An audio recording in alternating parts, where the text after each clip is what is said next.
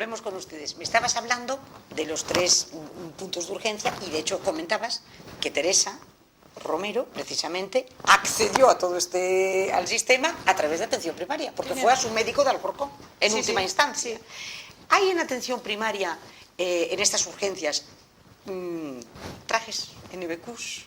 En la atención primaria hay 2 dispositivos diferentes, ¿no? Lo que es el PAC, que es lo que habitualmente se asocia con urgencias, porque solo atiende el punto de atención continuada. Punto de atención continuada. Que solo atiende urgencias, y después está la atención ordinaria, que atiende pacientes urgentes si vienen a su médico, que es lo habitual. En turno de mañana no hay PAC, no hay nada, o sea, sería atención ordinaria solo. O sea, yo me pongo enferma, por ejemplo, y tengo a mi médico en el ambulatorio. Sí. Entonces, en vez de ir a urgencias de la residencia, yo debería ir siempre a mi médico al ambulatorio. Sí. Siempre. Sí. Y entonces allí mi médico, si me considera que tal, es el que luego me puede mandar a urgencia. Pero siempre mi contacto primero, lo normal, esté como esté, me encuentro como encuentro. Hombre, si tienes un politraumatismo, porque vas a evidentemente no te recomiendo que vayas a tu médico de cabecera, pero bueno, salvo en ese caso. E igual si te atiende, porque si es fuera del hospital va a tener que ir alguien, entonces igual es tu médico de cabecera el que va.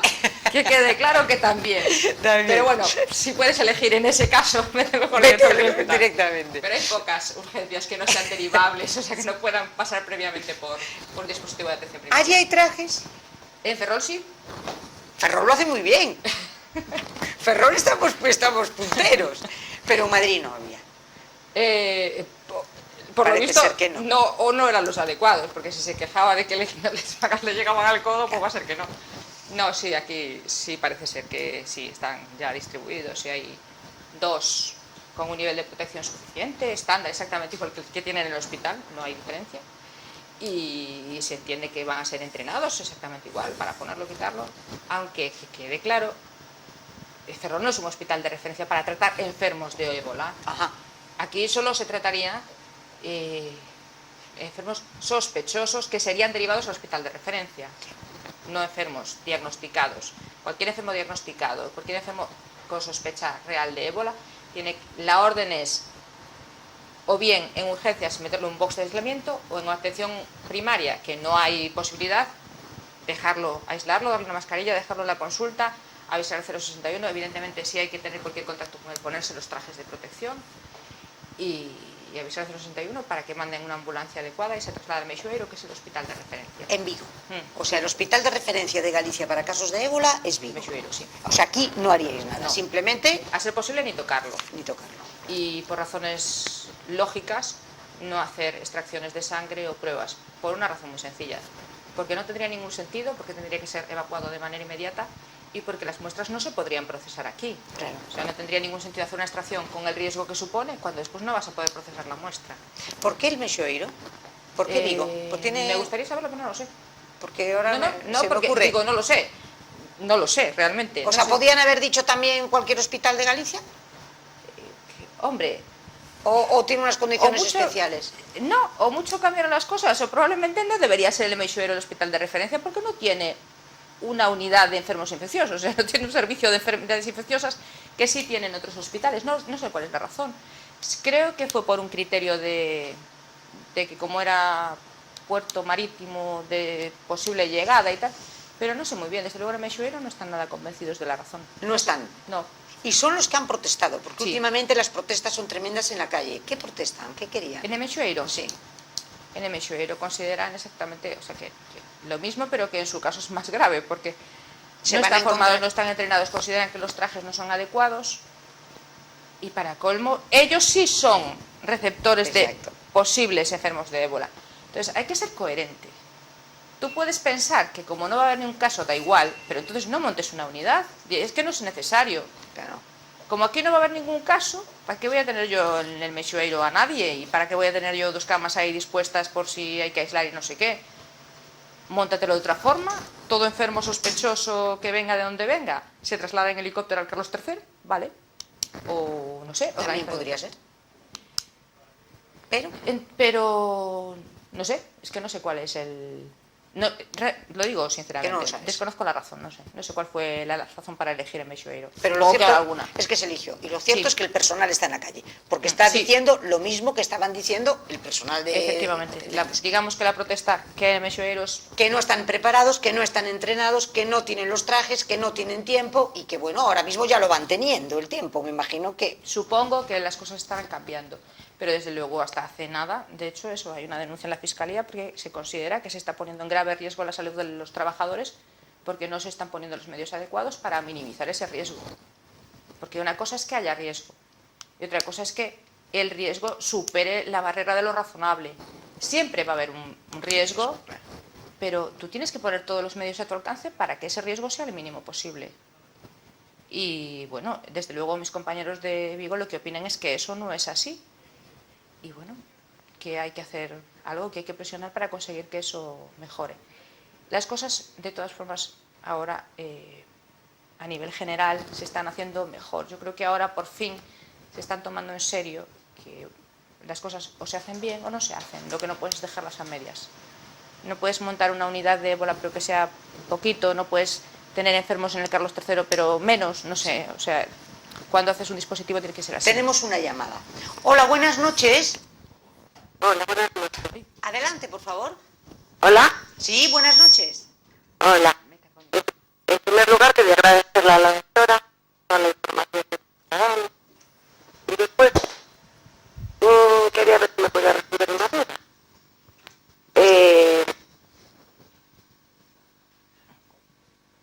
Adelante, por favor. Sí. ¿Hola? Hola, se ha cortado. Vuelvo a llamar y plantea la duda la doctora, encantada Sí, de hombre. contestar. Absolutamente. Absolutamente. Pero claro, es que volvemos a lo de siempre. Es que no es una cuestión que era lo que hablábamos de los de las ambulancias cuando venían y trasladaban todo, que era muy bonito y era maravilloso. No, es que ahí no hacía falta. Es que hacía falta después, en otro sitio, para evitar el contagio. Como mínimo, si hacía falta ahí, hacía falta en otros sitios. Claro. Si ese despliegue era necesario para trasladar a un paciente estable, con toda seguridad un despliegue todavía mayor, y sí, es que creo que ya no lo hay mayor, Sí. pero vamos, un despliegue igual a ese sería necesario para atender a los pacientes. Sí. Es una cuestión de pura lógica, vamos. Me parece que tenemos la llamada. Hola, buenas noches. Hola. La hemos recuperado. Adelante, por favor. Bueno, pues era una duda que tengo. Si el personal sanitario de Ferrol y de toda Galicia todavía no está formado. A día de hoy, si se presenta una sospecha, ¿qué hace? Gracias. Si se presenta una sospecha, lo que habría que hacer sería, depende del ámbito. En el caso de atención primaria, simplemente aislarlo en lo posible, o sea, abandonar la consulta donde esté el paciente, dejarlo en la consulta. Si es posible darle una mascarilla, que nadie entre en esa consulta, llamar al 061 y que lo evacúen, nada más. No acercarse, no tocarlo, no manipular, no hacer absolutamente nada. De hecho, de ser posible, ese tipo de triaje, o sea, de selección de pacientes que puedan ser sospechosos, si el paciente llamase desde su domicilio, debería hacerlo el 061, hacer el despistaje, decidir si es o no un caso sospechoso y evacuarlo. En el caso del hospital, el proceder sería exactamente lo mismo. Ante un caso sospechoso, aislarlo, dejarlo, darle una mascarilla, no tocarlo, no acercarse, no procurar no tener ni el más mínimo contacto con él, no hacer maniobras exploratorias, por una razón muy sencilla, porque no aportan nada. Si tú sabes que es un paciente al que vas a tener que evacuar a otro hospital, no tiene ningún sentido que te pongas a auscultarlo ni a mirarle la garganta. No es un paciente al que vayas a tratar, es un paciente que necesita ser evacuado cuanto antes y en las condiciones mejores posible. No hay que hacer nada más. Bien, perfecto. Yo creo que ha quedado muy claro. Yo creo que ha quedado clarísimo. Y lo que pasa que ahí, porque claro, que es lo que decías tú, el riesgo lo tiene todo el personal sanitario. Sí. Es el gran riesgo. Sí, el riesgo siempre... Es lo que decías tú, porque en la calle es muy difícil. No, es que no es... A ver, por ejemplo, no es imaginable. Que yo te preguntaba, sí. Nuria, ¿qué diferencia? Porque la tuberculosis asoló durante siglos a la humanidad y la gente le tenía pánico a la tuberculosis, pero es que la tuberculosis es mucho más fácil de contagiar. Sí. Porque son... Y en Galicia sigue habiendo muchos casos de tuberculosis. Las gotitas y el aire, ¿no? Sí, son como si fueran partículas en en el aire en gotitas minúsculas y es por la respiración, la tos o incluso por ingesta, depende del tipo de tuberculosis. Esto no, esto es muy No. difícil Es que es realmente poco contagioso, a pesar de todo, y menos mal. para la gente. Sí. Claro, el personal sanitario no. Personal sanitario es porque- alto riesgo, de ahí Sí. los trajes. Y Claro. de ahí lo que estás Personal hablando. sanitario, claro, porque trabaja en otras condiciones y sí tiene contacto con fluidos del paciente, con sangre del paciente y con pacientes con una carga viral altísima, que no es lo que te vas a encontrar en la calle, lógicamente. No es... Vamos, es que en esas condiciones no podrías salir a la calle. No te lo puedes encontrar porque no puede salir alguien que está Evidentemente, o sea que ya no puedes. en ese estado dicho imposible. Lo que hoy decía también el hombre este, el presidente del Consejo de la Enfermería, era, bueno, lo del entrenamiento del personal, que hemos estado hablando mucho, y luego él hablaba de la monitorización, para que la gente, o sea, tener unas cámaras en el sitio donde la persona se está quitando el traje o se lo está poniendo, Sí. incluso la ayuda de ese traje, que se lo quite y se lo ponga otra persona. Es que es preferible que sean siempre dos personas. Lo ideal es que no sea la misma persona la que se quite el traje. Hay técnicas para quitarse el traje solo, lógicamente, pero lo ideal sería con ayuda de otra persona. Y luego él hablaba de cuando el post-mortem, lo que tú Sí. hablabas. O sea, una vez que la persona se ha muerto, o sea, que tenemos un cadáver, que es un contenedor de virus que dices tú, y él hacía alusión de que la gente que trató de la funeraria al segundo y a los... no tenía ni idea, no tenía protección. Y tú me estás diciendo que eso es el gran centro de virus. Sí, de hecho lo que se estaba... Bueno, lo que pasa es que una de las posibilidades que se hablaba del contagio de Teresa en concreto era cuando se retiran, se retiran los distintos elementos en la habitación, ¿no? Porque bueno, el respirador, que sí hay que retirarlo, desinfectarlo, tal, hay que manipular el cadáver, hay que limpiar, hay que asear y demás, que ahí pudo ser el momento del contagio, más probablemente incluso que tratando al paciente mientras estaba vivo. Entonces, hombre, yo es que no sé muy bien, yo creo que no debería ser labor de la funeraria, yo creo que eso es un problema de salud Del pública. propio hospital. Sí, de quien sea que se encargue, pero que lo traten eso como biopeligroso, no como un cadáver que venga a la funeraria y retire sin más. Además tiene que ser incinerado. No es... Es que me llamó mucho la atención cuando habló precisamente de los operarios de la funeraria. que entiendo que no- Y yo entendí, es que me pareció que no tendría por qué, que eso tendría que ser del propio hospital, ¿no? Y me sorprendió mucho. Bueno, es lo mismo tratamiento que sería, no sé, con un paciente que tuviera cólera o que entiendo que no va cualquiera de la funeraria y lo retira sin más. Sí. Pero bueno, haciendo hincapié ahora en la diferencia que puede ser nuestro sistema sanitario, que tú hablabas antes y de los Estados Unidos. La diferencia es abismal a nuestro favor, Sí, con toda seguridad. pero abismal, ¿verdad? Nosotros tenemos uno de los sistemas sanitarios mejores del mundo, no porque lo diga yo, sino porque es así. Nuestro sistema sanitario es envidiado, nuestro sistema sanitario funciona muy bien, es muy eficiente. Nuestro sistema sanitario, por increíble que parezca, es muy barato, mucho más barato que el de Estados Unidos, que gasta muchísimo más dinero y es mucho más ineficiente. En este momento, tú dices, es muy barato. Y en este Sí, no, momento, este momento está tirado de precio. Está funcionando, es a lo que voy. Está funcionando, pero es que se le ha sometido a una serie de recortes tremendos. Yo creo que nuestro sistema sanitario es la joya de la corona.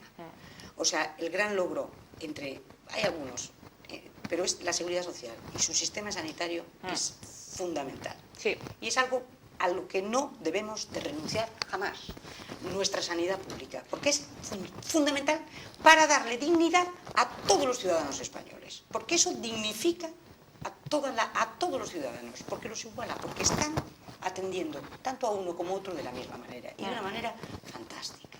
Estos recortes están afectando de verdad a la columna vertebral de este sistema. Sí.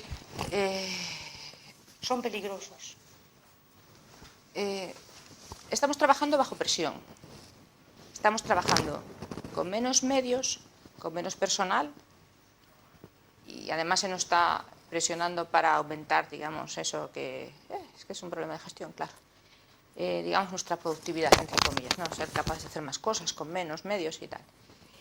Se puede mantener un tiempo, nosotros podemos trabajar bajo presión durante un tiempo, pero si se sigue presionando, si se sigue sometiendo a tanta presión a los profesionales, al sistema, el sistema se va a colapsar, porque es inevitable, porque en atención primaria, por ejemplo, que es probablemente el sector más afectado por los recortes, en atención primaria, en atención ordinaria ahora prácticamente no se sustituye, una baja puede pasarse 6 meses sin ser sustituida, se utilizan bloqueos, intersustituciones. ¿Cómo no se sustituye? No. ¿Falta un médico? ¿Se prescinde de esa consulta? No, Ah. claro, no. ¿Qué se hace? Se le pasa al resto de los compañeros. Pero claro, todo tiene un límite. Es que en Vigo han llegado a estar de 9 médicos, 3 pasando consulta. Claro, el paciente inicialmente no percibe esa saturación, porque lo que hacemos digamos que los profesionales lo que hacen es aumentar su presión, su capacidad y sus posibilidades de trabajo. Pero cuando eso es muy mantenido en el tiempo, eso no hay quien lo aguante. O sea, una presión así no se puede mantener indefinidamente. O sea, tú a lo mejor tienes una consulta que puede haber un término medio en atención primaria de ¿cuántas personas? 20. 25, 30. 25. Sí. Y si falla un compañero, Pues tendrás 35, 40. Y si fallan fallan dos, tendrás 60. O sea, 60. puede duplicar tu cupo Sí. tranquilísimamente. Sí. Bien. Sí. Con Y lo puedes cual tienes llegar- que dedicar, como estas 8 horas, tienes que dedicar menos tiempo cada uno. Tú puedes llegar a tener 3 pacientes citados a la vez. Parece alucinante, pero es cierto. 3. Más de 3 no lo he visto nunca. Y 2 con relativa facilidad. Entonces, pero es que no solo eso, es que además se te pide que hagas más cosas, ¿no? Se dice capacidad. Atención primaria es verdad que tiene una gran capacidad de resolución. Nuestro sistema sanitario es tan eficiente porque el 80% de los problemas de salud se resuelven en la atención primaria, que es barata y es eficaz. Entonces, nosotros tenemos un sistema sanitario que hasta ahora, estaba basado en la atención primaria. La mayoría de los problemas se resuelven en ese nivel, es un nivel barato y eficiente.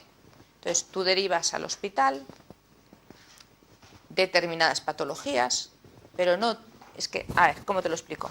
Tú imagínate una patología como la hipertensión. Bien. Suprime la atención primaria. Imagínate que todos los hipertensos tengan que ir a una unidad del hospital. Imagínate que todos los diabéticos tengan que ir al endocrino. Todos, cualquier diabético, todos. O que todos los pacientes que tengan, no sé, que sean una bronquitis crónica, todos tengan que ir al neumólogo. Eso no hay ningún sistema sanitario que lo aguante, ninguno.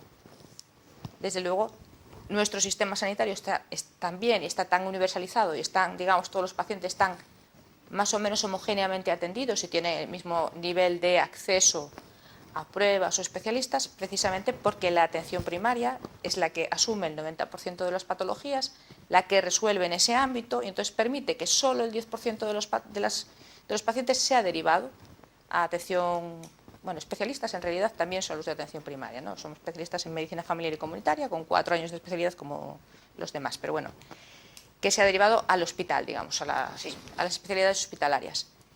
Si lo que se está haciendo ahora, que es un proceso, a mi entender, bastante curioso, es, primero, eso, infradotar de personal, no dar medios, no dar personal, no se sustituyen bajas, no se sustituyen ausencias, se aumenta la carga. Pero es que además, como efectivamente la atención primaria es muy resolutiva, lo que se hace es derivar hacia atención primaria determinadas patologías, ¿no? Entonces ahora, por ejemplo, las retinografías de control de los pacientes diabéticos se hacen en primaria, ¿vale? Si yo tengo tiempo, por supuesto que tengo capacidad para hacerlo. Si me estás poniendo 60 pacientes en una consulta, difícilmente voy a tener tiempo para valorar una retinografía. Pero es que además pretendes que las ecografías se hagan en atención primaria. Pero es que tengo 1 minuto para ver un paciente y no puedo hacer una ecografía. Yo haría cirugía menor si me das tiempo, pero si es que aún por encima me quitas el tiempo y pretendes aumentar mi cartera de servicios, eso es absolutamente imposible. ¿Y entonces? Pues realmente, claro, no ¿Esa sé. presión cómo la vas llevando? Porque si Mal. Sí, claro, lógico, pero digo yo, pero es que entonces, y luego lo que tú te encuentras Es que yo creo que juegan ahí. es además con el paciente, que es al que le tienes que dar tú la cara. Vamos, Sí. el paciente y tú, o sea, el paciente se encuentra contigo porque es Es que yo creo que el truco, entre comillas, está ahí. Un médico, especialmente un médico de atención primaria, conoce muy bien a su paciente. Sí. Entonces, un médico de atención primaria habitualmente, a pesar de todo, no va a dejar desatendido a su paciente. Claro. Entonces, yo creo que es a eso a lo que se juega. Tú no vas a descitar a un paciente, tú no puedes, no sé, es impensable, porque es verdad que es impensable que haya lista de espera en atención primaria más allá de un día o dos. Sí. Pero claro, eso lo estás haciendo a costa de sobrecargar, de presionar a tus profesionales. Va a llegar un momento en que sea inasumible, no porque no quieras hacerlo. Y una vez que llegue a tal extremo de presión que tú no puedas hacer nada, vas a tener que hacer algo con tu paciente que sigue yendo a tu consulta. Y lo único que te va a quedar es, no vas a poder valorar adecuadamente una urgencia, vas a tener que derivarla a las urgencias del hospital porque no te va a quedar otra. O sea, Porque no hay forma. Claro. Y vas a tener que aumentar la derivación hacia los especialistas del hospital, porque es que no te va a quedar otra, porque si no tienes tiempo, no puedes valorar adecuadamente a un paciente. Mira, y tú cuando oís, por ejemplo, en tu caso, tú cuando oyes esto de que no, si el problema de la sanidad es exclusivamente un problema de gestión, tiene que ser mucho más competitiva, porque es que hay que... Es que la gestión le tengo mucho miedo. Porque, no, pero cuando va... Entonces estamos hablando, fíjate tú, que si lo que está fallando es, en este caso, en esta crisis ébola, lo que ha fallado ha sido un poco esa gestión. Una opinión estrictamente personal. Yo creo que el problema es que... O sea, te dicen, un hospital funciona infinitamente mejor si es privado. ¿Por qué? No. Porque todo... No, pero eso no es así. No, porque no es una cuestión de médicos, es una cuestión de los gestores. Y los eso que no es verdad. dirigen el hospital van Pero eso no es verdad. Y la forma más fácil de demostrar que no es verdad es afirmando, porque es cierto que el sistema sanitario español, público, es infinitamente más eficiente que un sistema sanitario como el norteamericano, que se basa en la iniciativa privada. Infinitamente más, se gastan muchos más recursos para conseguir unos resultados mucho más mediocres. O sea, no es cierto, no es cierto. Simplemente no es cierto. ¿Qué pasa con la gestión? ¿Y qué pasa especialmente con la gestión en atención primaria? Pues que yo creo que, desde luego, en el SERGAS, en la Consellería, no se conoce bien la atención primaria. Y con las estructuras de gestión integrada en las que en teoría se pretendía mejorar la relación entre primaria y especializada y tal, todavía se vio... cosas de gestión integrada, eso es una organización que se hace como 5 o 6 años, ¿no? En Ferrol más. Sí. Sí. ¿Y en qué consiste la gestión integrada? Pues que en vez de mantener una gerencia de atención primaria y una gerencia de hospital, independientes, en teoría para mejorar la interrelación entre primaria y especializada, para horizontalizarlo, para mejorar la comunicación entre niveles y demás, se crea una gerencia única que lleva primaria especializada. Bien. Y que tiene un único presupuesto para primaria especializada. Bien. Entonces... ¿eso funciona mejor o peor? A mi entender, peor. O sea, ¿funcionaba mejor cuando estaba una gerencia de primaria? Sí, es que no tiene nada que ver, no tiene nada que ver con la comunicación. La comunicación puede ser buena, mala o regular, y eso no lo mejora el hecho de que teóricamente y que conste que Ferrol es de las pocas que tiene mentalidad de gestión integrada. El resto simplemente tienen el nombre, pero continúan trabajando prácticamente igual que antes. En Ferrol no, porque lleva más tiempo, porque bueno, ha habido algunos cambios y tal, pero aún así, desde primaria, desde luego, no se tiene la percepción de que haya mejorado la comunicación con especializada, y desde especializada, desde luego, desde urgencias del hospital en su momento. Cuando yo trabajaba allí tampoco parecía que hubiese mejorado mucho la relación con atención primaria.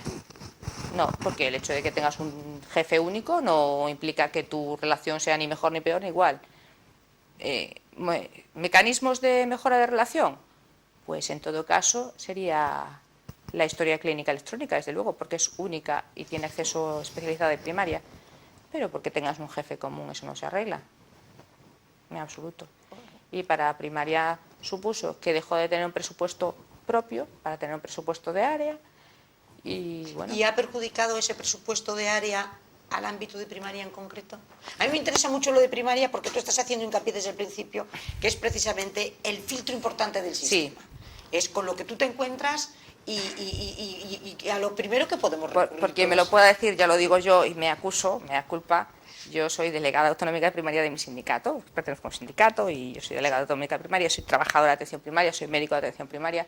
Entonces, es verdad, pero creo que en este caso, independientemente de que, claro, lógicamente, lo mío es primaria, pues sí es cierto que lo que hace nuestro sistema es diferente de otros, precisamente por nuestro sistema de atención primaria. Los hospitales son públicos en prácticamente todos los sistemas sanitarios, la atención primaria no. Entonces, lo que marca la diferencia es que la atención primaria esté tan integrada en el sistema público de salud. Por ejemplo, en Estados Unidos no existe la atención primaria? Como tal, No. O sea, como tendrías tal, la tu atención- seguro, tu médico, sí, tu... no, pero no es... Pero no está institucionalizada, que es el gran problema que tiene. En realidad, tiene un sistema de salud público muy pobre. Muy pobre. Claro, funcionan sobre todo a través de seguros privados, con coberturas diferentes. Nuestro sistema, la ventaja que tiene para cualquier paciente que acceda es que la cobertura es universal, única, la cartera de servicios es la que es y nadie te pregunta si tu seguro es de A, B, C o qué coberturas tiene. Tú tienes la cobertura que tienes y te la garantiza el Estado en su cartera de servicios, punto, o sea, o la comunidad autónoma, en su cartera de servicios a la que tienes derecho y ya está. Y la diferencia entre otras modalidades de sistema sanitario público del nuestro está precisamente en que la atención primaria está integrada exactamente igual, es pública e igual de accesible para todos como la atención hospitalaria, que sí suele ser pública. Cuando se habla de privatizar, Sí. yo creo que cuando se está diciendo es que se habla de privatizar hospitales, ¿no? O se habla de privatizar toda la sanidad. No. Porque cuando se habla de privatizar y se dice, no, es que hay que privatizarlo porque es para que la sanidad sea mucho más eficaz. ¿Tú cómo lo ves? Claro, a ver, la sanidad, la atención primaria en Galicia, para la sanidad privada no es rentable. La red de asistencia de la atención primaria en Galicia es muy difusa, hay un médico en cada pueblo, hay asistencia, tal. Mantener eso desde una sanidad privada no es rentable. Sería rentable un hospital grande, potente, con cosas guays que pudieras cobrar por hacer, pero atención primaria no.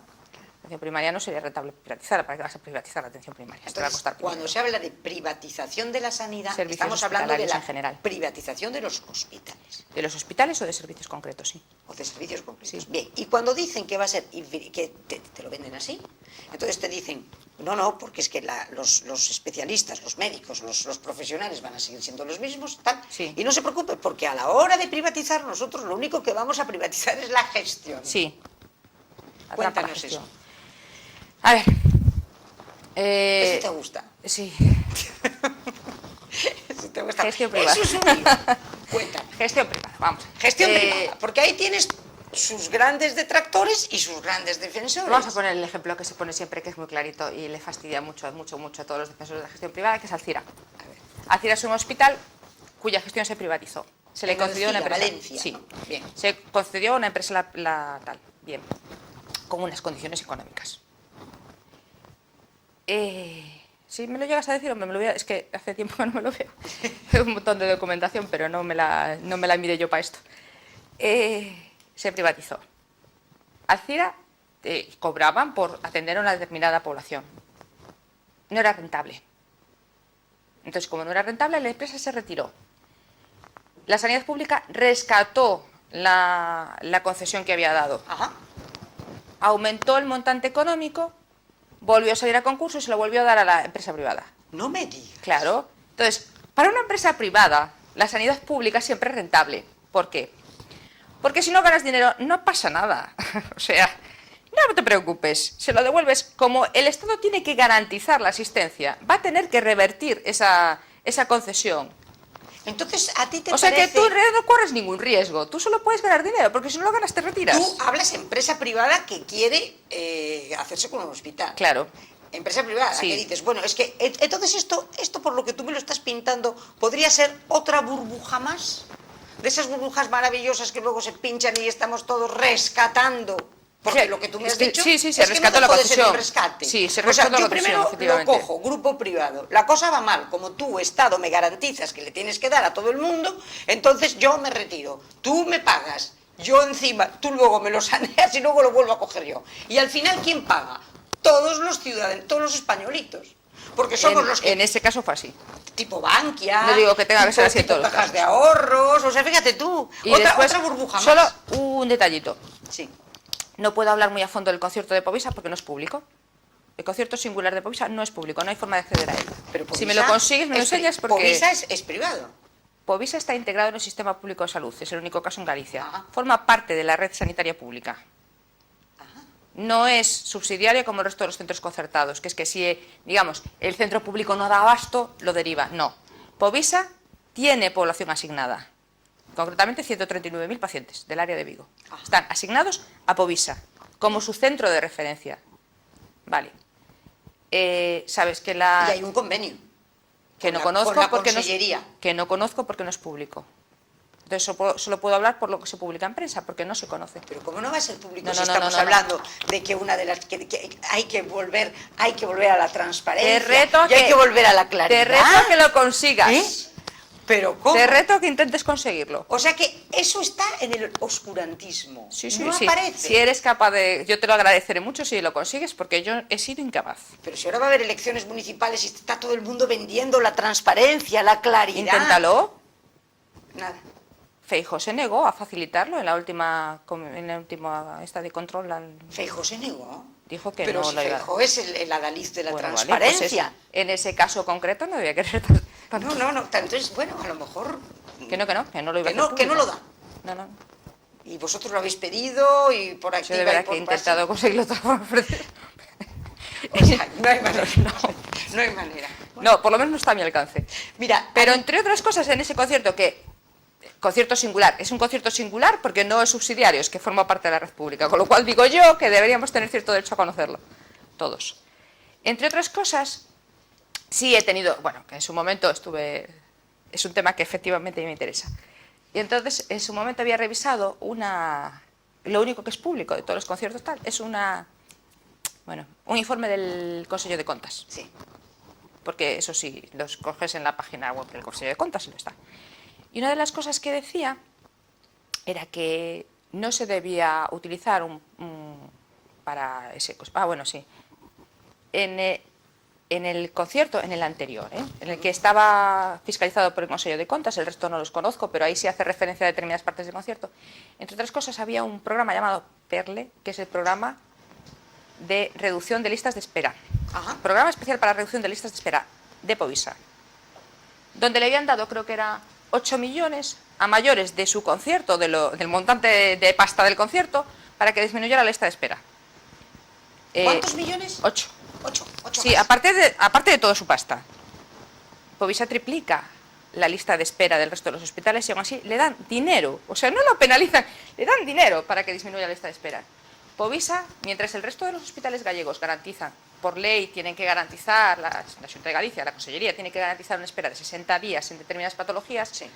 a Povisa se le permiten 175 días. Por lo que he visto publicado en prensa, porque desconozco el concierto, que no he tenido acceso a él, pero está publicado en prensa, entiendo que debe ser verdad. Bien, esa es una empresa privada. Bueno, pero Y vamos el a... argumento fantástico es, hay que defender a los 1.300 trabajadores de Povisa. Vale. En primaria no se contrata, en los hospitales no se contrata. El capítulo 1, o sea, el dedicado a personal, está siendo reducido. Y lo que tienes que proteger son los 1.300 empleos de la empresa privada. ¿Y por qué de esa empresa privada y no de cualquier otra empresa privada? Claro. Oye, yo pregunto, ¿y quién es Povisa? Bueno, no tengo ni idea.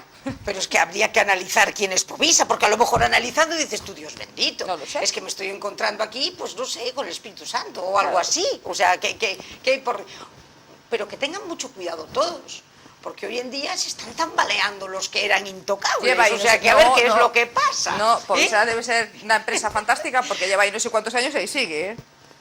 Y al final, ¿quién sale totalmente perjudicado? Es el paciente. Es en última instancia el que sale perjudicado. Mira, yo recuerdo una persona que dirigía aquí Creo un que son hospital. 80 o 90 millones el concierto de Povisa. 80 o 90 millones. No lo sé con seguridad ahora en este momento, tendría que mirarlo. Sí, pero mucho. Pero lo que es insólito es que eso no lo tengáis vosotros y que no se pueda ver y que no se pueda estudiar y que no se pueda analizar. Es No es asombroso. público, no está en los contratos y además, bueno, es que me pasaron, estaba publicando la referencia del contrato, intenté buscar el contrato no es público y efectivamente dijeron que no, que el contrato ni era público ni se iba a publicar. Ni se iba a publicar. Bueno, pues así estamos. Bueno, y ahora vamos a ver. Puntos positivos, puntos negativos. Nos quedan 5 o 6 minutos de programa. ¿Qué quieres poner encima de la mesa? De la sanidad pública, que yo creo que, insisto, es lo que verdaderamente dignifica a todos los españoles. Es una prueba de dignidad para los españoles. Ahí. Es que es Por encima de todo, la sanidad pública tiene unos profesionales magníficos y tiene unos profesionales que hacen todo lo posible por mantener la calidad, que es una calidad, de verdad, que es no es comparable Sería comparable con muy poquitos países, la calidad, el nivel de formación, el nivel de implicación en el sistema de los profesionales sanitarios, tanto de Galicia como de toda España. El nivel de formación tanto de los médicos como del personal de enfermería, como del personal auxiliar, es muy superior en media al de otros sistemas sanitarios. Lo único que nos falla es que nuestros políticos no están a la altura de sus profesionales. Entiendo que no, y que tendrían que cambiar mucho las cosas, tendrían que escuchar más a sus profesionales. Tendrían que escucharlos, no solo oírlos, porque muchas veces cuando el Sergas decide publicar cualquier cosa, lo que hace es decir, oídas las organizaciones, oídos no sé qué, sí, oírte te oyen, ¿qué remedio les queda? Pero no escuchan, no hacen caso, y yo creo que el principal problema que tiene en este momento la sanidad pública es que sus gestores no están a la altura. No están. No. ¿Y tú crees que se está abocado a una sanidad privada? Hombre. ¿O en este momento, tú cómo lo ves? A ver. ¿Es un camino que se ha iniciado? Es un camino que se ha iniciado. Y que tiene posibilidades de que camino, salga adelante o no. Es un camino que entiendo que hay que parar y que no podemos parar nosotros solos. O sea, no, me refiero a los trabajadores sí. O, en mi caso, a los sindicatos, ¿no? La población tiene que ser más consciente de lo que se juega. Y yo creo que a veces la población no es consciente de lo que se juega y del peligro que supone. Y bueno, hay que saber lo que se tiene, hay que apreciar lo que se tiene. A veces sí, por lo menos sí es cierto que la población en general está muy contenta con su sanidad pública. Y hay que protegerla porque necesita que se le proteja. Y en estos últimos presupuestos, por ejemplo, subieron otras partidas con el rollo este de que parece que la crisis ya debe estar pasando de eso. Pero la sanidad prácticamente está estancada, subió un 0,4%. Y me gustaría saber en qué es la subida, porque si la subida es la inversión en Povisa, pues vale, apaga y vámonos. No lo sé. No he visto los presupuestos desglosados. Cuando los vea te lo podré decir. Y ya para terminar, Nuria, porque bueno, para terminar, esto ha sido... Bueno, un aperitivo, porque voy a contar contigo por lo menos, ya sé que dentro de un mes, una cosa así, o el día 5, me parece que tengo la posibilidad de volver a contar contigo aquí, para darle un repaso, sanidad pública, sanidad privada, problemas de atención primaria, problemas hospitalarios, o sea, centrarnos en los problemas que tiene la sanidad española, que son muchos, y luego los problemas específicos de Ferrol, que también son muchos, y bueno, y cómo se puede, porque en este momento tenemos una gran infraestructura hospitalaria, parece ser, con el Naval, con el Hospital General, con el Arquitecto Marcide, con el Novoa Santos, o sea, parece que hay ahí un conglomerado fenomenal. El Novoa Santos casi juraría que ya no es hospital, o sea, quiero decir, no, probablemente si lo sigue siendo será... Pero de todo eso nos lo vas a contar el día 5. Sí, os contaré lo que sepa yo. Si Dios quiere, nos cuentas un poco todo en qué condiciones estamos. Os lo cuento. Pero yo creo que tú acabas de decir que es concienciar a la gente de lo que es un derecho maravilloso que tenemos y que no lo podemos perder. Lo que no podemos consentir que se pierda, ni que esté amenazado. Es... probablemente la amenaza más fuerte, visible, fue lo que pasó en Madrid, ¿no? En Madrid se vio que fue intento de privatización así a las bravas y salió como salió porque la gente se posicionó muy radicalmente en contra. Y entonces ahora lo que hay que guardarse es de los intentos sucesivos, progresivos, de deteriorar la calidad para acabar diciendo que no queda más remedio que privatizar. Porque deteriorando esa calidad también se había desmantelado el Carlos III, ¿verdad? O sea, el Carlos III era el hospital de referencia de infecciosos, ¿verdad? Sí. Y se desmanteló. Sí. Y cuando vinieron estos dos sacerdotes, entonces tarde mal y arrastro se acondicionó algo que había sido desmantelado. Esos son los grandes riesgos, ¿verdad? Claro, a lo mejor puede que sea la única cosa buena que nos va a traer la crisis del ébola, que nos demos cuenta de que ese hospital sí era necesario. Porque si hay otra... Y nadie, estamos en un mundo absolutamente globalizado y nadie está libre de que cualquier otra amenaza biológica pueda llegar a España y nos encontremos con el mismo problema, que es que tiene que haber un dispositivo específico para ese tipo. Aunque se utilice poquito, es necesario. Es necesario. Nuria, 1.000.000 de gracias. Contamos contigo dentro de unos días y ya saben lo interesante que ha sido esta noche el programa. Muchísimas gracias y hasta el próximo miércoles.